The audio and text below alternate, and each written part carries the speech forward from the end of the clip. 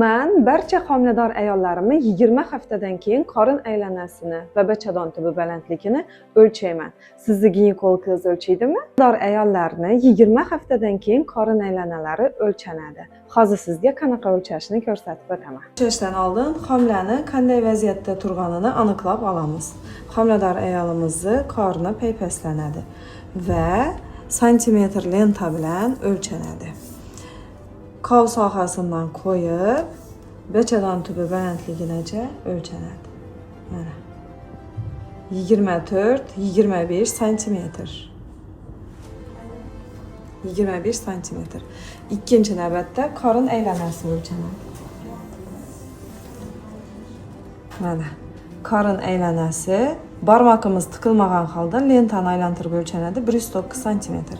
109 ga 25 santimetr.